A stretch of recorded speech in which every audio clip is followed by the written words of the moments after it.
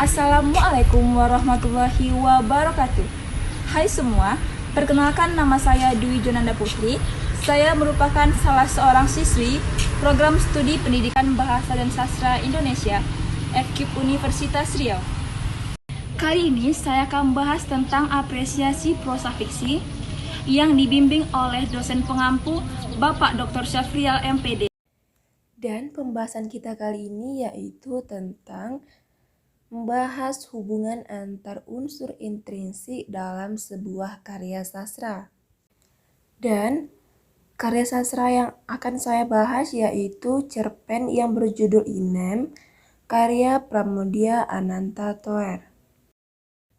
Pada cerpen Inem, sama dengan cerpen lainnya yang memiliki unsur pembangun cerita yang saling mendukung dan merupakan satu kesatuan. Unsur-unsur tersebut disebut unsur intrinsik cerpen. Unsur intrinsik adalah unsur-unsur di dalam atau merupakan unsur utama yang membangun utuhnya sebuah novel, cerpen, film, dan sebagainya. Di antaranya yaitu tema, alur, latar, tokoh, penokohan, sudut pandang, dan gaya bahasa. Dan kali ini kita akan membahas tentang hubungan unsur intrinsik, yaitu dari tokoh, penokohan, dan alur dalam cerpen Inem. Nah, hubungan kajian ini secara tidak langsung kita juga membahas tentang kajian struktural. Nah, teman-teman tahu nggak sih apa itu kajian struktural? Kajian struktural menurut Nurgiantoro pada tahun 2010 yang ke-36 yakni dapat dipandang sebagai salah satu pendekatan kesastraan yang menekankan pada kajian hubungan antar unsur pembangun karya yang bersangkutan. Artinya adalah kajian struktural bertujuan memaparkan fungsi dan keterkaitan antar berbagai unsur yang membangun dalam cerita pendek, yakni unsur intrinsiknya yang akan kita bahas pada konten kali ini. Nah, pada konten kali ini kita akan bahas hubungan dari tokoh dan penokohan dengan alur. Menurut Budianto, alur dalam prosa naratif atau sebuah drama yang mengandung konflik yang menjadi sebuah dasar lakuan dan membuat tokoh terus bergerak dari satu peristiwa ke peristiwa lainnya sehingga mencapai klimaks dari sebuah drama tersebut. Hubungan selanjutnya menurut Aminuddin yakni peristiwa dalam karya fiksi seperti halnya peristiwa dalam kehidupan sehari-hari selalu digambarkan oleh tokoh ataupun pelaku-pelaku dalam cerita tersebut. Nah, dari hubungan tokoh penokohan dengan alur dalam sebuah cerpen dapat kita pahami bahwa gambaran jati diri dari watak seorang tokoh ini ditentukan oleh peristiwa-peristiwa yang terjadi dalam cerita tersebut. Ia ikut serta menyertai alur dari cerita tersebut, sebagaimana ia bertindak dan menyikapi sebuah peristiwa dapat digambarkan penokohan dalam alur tersebut dan peristiwa itu sendiri digambarkan oleh tokoh yang ada dalam cerita tersebut. Selanjutnya kita akan membahas apa sih hubungan tokoh penokohan dengan alur dalam cerpen Inem.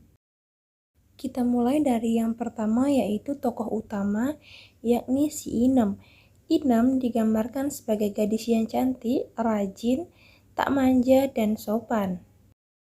Dalam kutipan di atas, kita bisa mengambil bahwa pada kutipan itu alur ceritanya ketika anak-anak sedang membicarakan perihal tentang Inem, yakni gadis cantik yang sopan dan tak manja, serta cekatan dan rajin dalam membantu orang tuanya.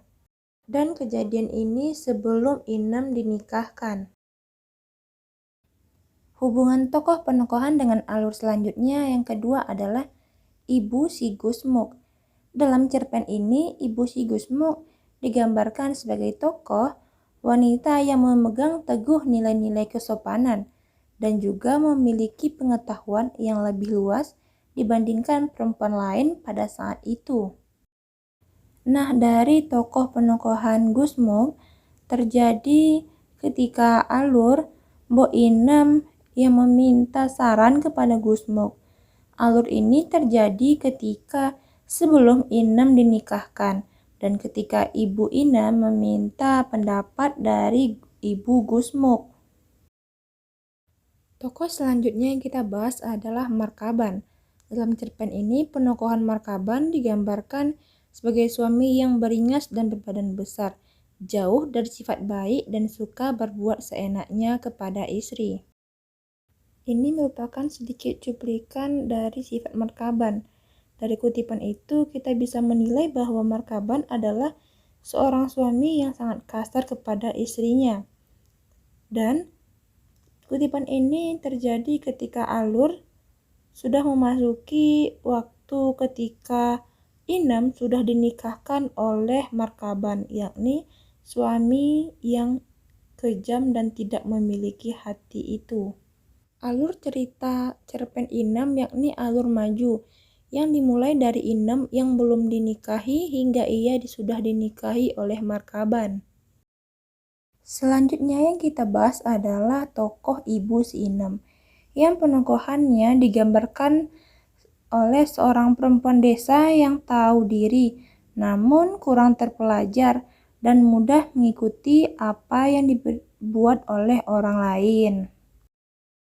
Dari kutipan ini kita bisa mengambil kesimpulan bahwa Ibu Si Inem adalah seorang ibu yang sadar diri, namun ia mudah terhasut oleh orang lain. Dalam kutipan ini terjadi alur ketika Ibu Si Inem sudah sangat ingin mengawinkan anaknya, karena dia berpikir bahwa anaknya sudah ketuaan untuk menikah. Dan pada alur ini yang terjadi ketika Ibu Inem yang sangat menikahkan anaknya dengan seorang anak saudagar kaya raya dan berpikir bahwa anaknya akan hidup bahagia bersama. Pikiran ini merupakan pikiran yang salah dari Ibu Inem. Nyatanya sebaliknya. Tokoh selanjutnya yang kita bahas adalah Bapak Si Inem. Bapak Si Inem memiliki penokohan jauh dari orang-orang baik, yakni kegemarannya berjudi, sabung ayam, dan merampok di tengah hutan. Bapak Si Inem merupakan tokoh pendamping dari cerpen Inem ini.